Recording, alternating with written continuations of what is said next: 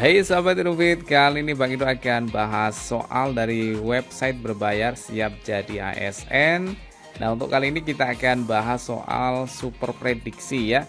Di sini super prediksinya sudah sampai 3. Dan di soal super prediksi ini tentunya sesuai dengan FR atau testimoni dari teman-teman yang sudah ikut ya. Jadi soal ini adalah soal terbaru yang sudah sesuai dengan kisi-kisi dan kemungkinan besar soalnya hampir mirip gitu ya. Oke, kita akan lihat seperti apa model soalnya. Untuk kali ini kita akan bahas soal TKP-nya. Ya, soal TKP-nya adalah seperti ini teman-teman ya. Ya, soalnya seperti ini teman-teman. Ini adalah soal nomor 1 TKP CPNS tahun 2021 dari website berbayar siap jadi ASN. Nah, sebaiknya teman-teman kerjakan terlebih dahulu ya. Nanti kita bahas apakah jawaban teman-teman sama nggak dengan pembahasan dari Bang Edu. Oke, silahkan dicoba dulu ya. Nanti kita bahas. Oke, sudah ketemu ya jawabannya yang mana? Kita bahas ya. Oke, untuk soal TKP ini sebaiknya teman-teman jangan sering-sering membaca soal ya. Jadi soalnya dibaca sekali saja, kemudian langsung tentukan jawabannya. Karena waktu itu sangat berharga dalam tes ini ya.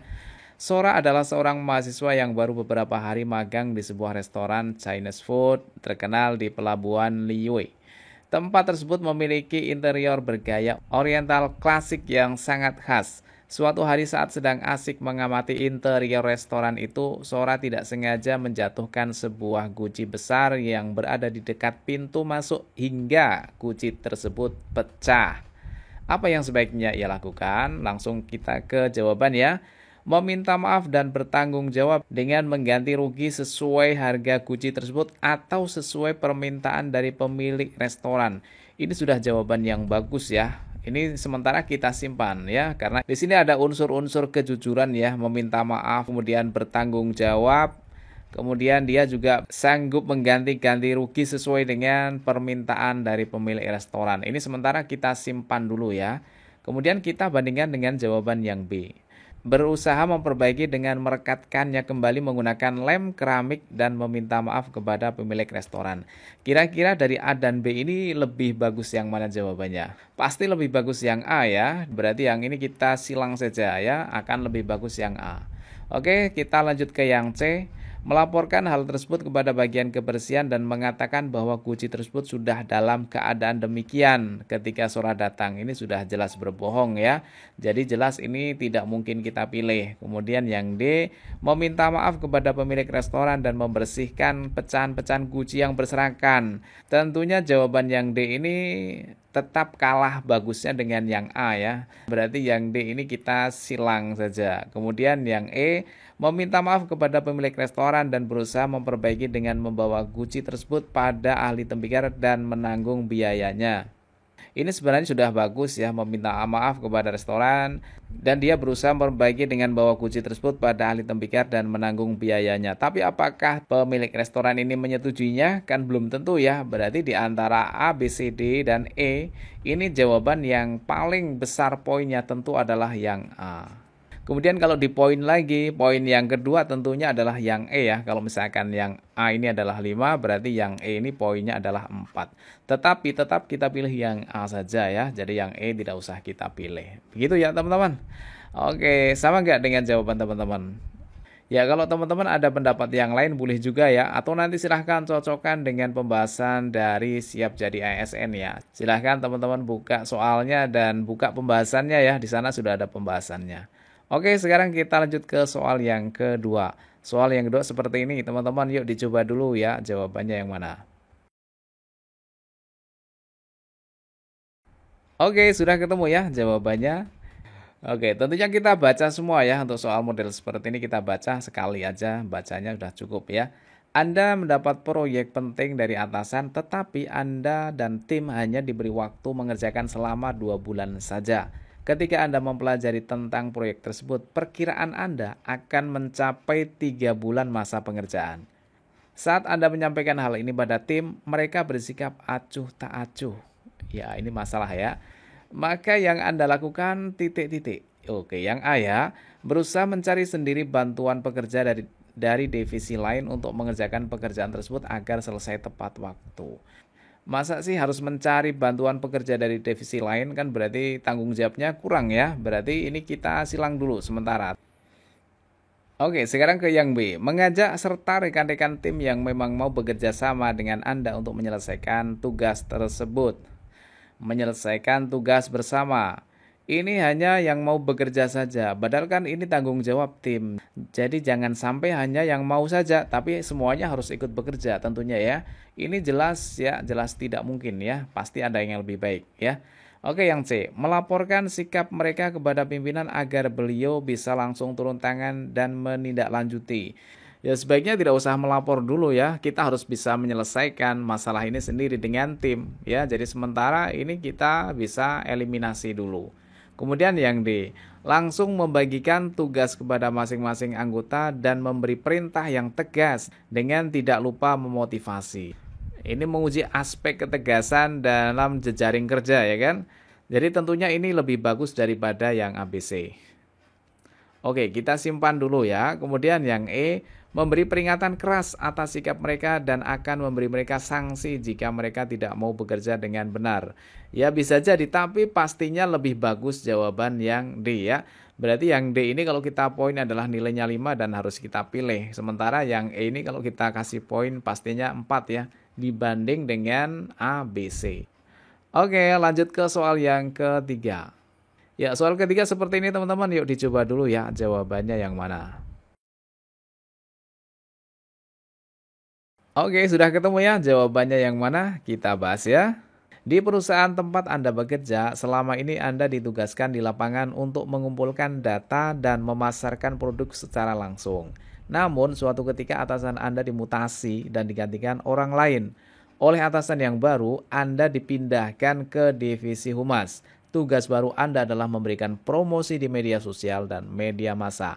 Padahal Anda tidak memiliki pengalaman di bidang itu.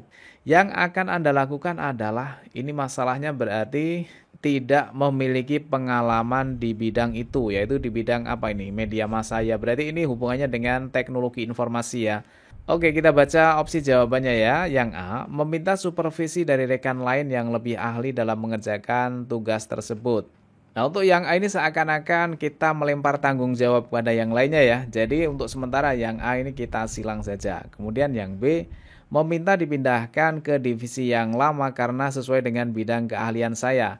Tentunya yang ini bukan merupakan sikap tanggung jawab yang dipercayakan oleh pimpinan. Jadi yang B ini kita silang saja. Kemudian yang C, melakukan pekerjaan sesuai perintah atasan karena sudah merupakan kewajiban. Sebenarnya hampir benar ya.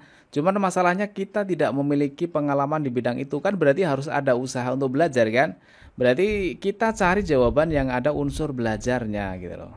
Oke, langsung saja kita cari yang ada unsur belajarnya yang masih tersisa ini yang mana ya. Ternyata ada di E ya, coba kita baca. Berusaha beradaptasi dan belajar memanfaatkan media sosial serta media massa dengan baik. Pasti poin terbesar ada di bagian yang E ini ya. Kemudian yang D, berusaha beradaptasi dan mengakrabkan diri dengan rekan-rekan di divisi yang baru. Ini juga belum bisa menyelesaikan masalah yang ini ya. Nah tentunya yang D ini masih kalah dengan yang E ya. Jadi poin terbesarnya pastilah di jawaban yang E. Oke teman-teman, langsung ke soal yang keempat ya. Soal keempat seperti ini, silahkan teman-teman coba kerjakan dulu ya. Oke, sudah ketemu ya jawabannya yang mana? Kita bahas ya. Hari ini ada rapat yang harus Anda datangi sebagai penanggung jawab. Tetapi di saat bersamaan kerabat Anda memberi kabar bahwa adik Anda baru saja kecelakaan. Kabarnya ia mengalami cedera parah dan sedang dalam perjalanan menuju rumah sakit. Lalu apa yang akan Anda lakukan? Yang A, segera menyelesaikan apa yang perlu dikerjakan dalam rapat itu dan meminta izin pada atasan untuk pulang terlebih dahulu. Sebenarnya kalau kita amati ya, ini kan meskipun cederanya itu parah, tapi kan dia sudah dalam perjalanan menuju rumah sakit. Nah, soal ini tentu menguji aspek profesionalisme kita ya, dengan tujuan untuk mampu melaksanakan tugas dan fungsi sesuai dengan tuntutan jabatan tentunya, ya kan? Jadi untuk yang kepentingan pribadi ini kita kesampingkan dulu. Tentunya juga kita tidak perlu terburu-buru ke rumah sakit karena sudah ada yang menangani kan. Kecuali dengan tidak kehadiran kita ke rumah sakit itu akan membahayakan jiwa korban kecelakaan ini. Misalkan ya harus segera membutuhkan donor darah yang sejenis, misalkan contohnya seperti itu. Itu maka yang jawaban A ini masih bisa ditolerir ya. Tapi kalau tidak ada masalah seperti itu, yang A ini ya berarti ya belum bisa kita anggap sebagai jawaban yang maksimal ya. Jadi kita silang dulu ya. Kemudian yang B, meninggalkan semua pekerjaan karena saat ini keadaan adik Anda harus lebih didahulukan dari yang lainnya. Ya apalagi ini ya, ini lebih kecil nilainya daripada yang A ya. Kemudian yang C, mengikuti rapat sampai selesai sebagai bentuk keprofesionalan diri Anda sebagai penanggung jawab. Ya mungkin ya, tapi kita lihat di jawaban yang lain dulu ya. Bertanya pada kerabat untuk memastikan kondisi adik Anda. Jika parah, maka Anda akan menyusul ke rumah sakit. Tetapi jika tidak, maka Anda akan tetap mengikuti rapat sampai selesai. Nah, di sini sudah jelas kerabatnya sudah memberi kabar. Masa kita bertanya lagi ya kan? Nah, dan sudah dalam perjalanan ke rumah sakit berarti ya tidak usah lah ya. Jadi yang D tentunya poinnya lebih rendah daripada yang C ya. Oke, kemudian kita ke yang E, meminta izin pada atasan agar rekan Anda yang lain menggantikan pekerjaan Anda untuk sementara waktu selagi Anda pergi ke rumah sakit. Ini tentu jawabannya atau poinnya lebih rendah daripada yang C. Berarti jawaban yang poinnya tertinggi pastinya adalah di yang C, yaitu dalam bentuk keprofesionalan untuk melaksanakan tugas sesuai dengan tuntutan jabatan. Tentunya ya, jadi kepentingan umum itu harus diutamakan daripada kepentingan pribadi. Oke, sekarang kita lanjut ke soal yang kelima. Yang kelima seperti ini teman-teman. Yuk dicoba dulu ya jawabannya yang mana. Oke, sudah ketemu ya jawabannya yang mana? Anda bekerja sebagai seorang pelayan di sebuah restoran ternama. Suatu ketika, secara tidak sengaja Anda menumpahkan minuman pesanan pelanggan dan mengenai pakaian pelanggan tersebut. Pelanggan tersebut tidak terima dan melakukan komplain atas kelalaian Anda. Ia juga mengancam akan melaporkannya pada atasan Anda agar Anda dipecat. Ngeri ya. Oke, kita lihat jawaban yang A. Mencegahnya dan berusaha menutupi kesalahan diri Anda. Ini bukan suatu sikap tanggung jawab ya. Oke, berarti yang ini jelas tidak mungkin. Kemudian yang B, meminta maaf sebesar-besarnya dan menyesali kelalaian Anda. Mungkin, tapi nanti kita lihat dulu ya. Yang C, meminta maaf dan memberikan ganti rugi kepada pelanggan tersebut sejumlah yang ia minta. Mungkin juga ya. Tapi kita simpan dulu, ini agak mirip-mirip ya ternyata. Kemudian yang D, meminta maaf dan siap bertanggung jawab setelah mengomunikasikannya pada atasan. Ini lebih bagus daripada B dan C ya. Karena ini sudah jelas minta maaf dan bertanggung jawab dan juga ini sudah mengkomunikasikan pada atasan. Ini pastinya lebih bagus ya. Coba kita lihat yang E. Mencegah melaporkan hal tersebut dengan memberikan uang tutup mulut. Wah, ini bahaya ini ya. Jadi poin terbesarnya pasti ada di D ya kan? Iya, kalau misalkan kita buat poin ya D-nya adalah poinnya 5. Kemudian yang poinnya 4 kira-kira di mana? Yang C ya. Yang C ini poinnya 4 ya. Oke gitu teman-teman ya. Sekarang lanjut ke soal nomor 6. Ya, nomor 6 seperti ini teman-teman. Yuk dicoba dulu ya. Oke, sudah ketemu ya jawabannya. Tentunya teman-teman sudah bisa ya. Kita bahas ya. Anda ditunjuk sebagai perwakilan perusahaan tempat Anda bekerja untuk mewakili rapat dengan klien perusahaan. Saat rapat dan pemaparan, rupanya presiden direktur klien perusahaan Anda terkesan dengan Anda. Anda ditawarkan bekerja di perusahaannya dan mendapatkan take home pay yang lebih tinggi daripada gaji Anda saat ini. Padahal Anda termasuk pegawai baru karena baru bekerja 3 bulan. Anda juga telah menandatangani kontrak bekerja di perusahaan saat ini untuk tidak mengundurkan diri sampai 2 tahun ke depan. Atas tawaran dari presidir tersebut, apa yang akan Anda katakan? Yang A, saya akan menyatakan kesediaan untuk bergabung dengan perusahaan dan bersedia berhenti dari perusahaan saat ini. Ini bukanlah suatu sikap keprofesionalan dan tanggung jawab ya. Maka jawaban yang A ini kita eliminasi. Oke, ke yang B ya. Menerima tawaran untuk bergabung di perusahaan klien tersebut dan membayar denda atas pengunduran diri perusahaan saat ini. Tentunya ini juga masih mirip-mirip dengan atas ya, tapi lebih mending ya, tapi tetap saja ini belum menunjukkan keprofesionalan.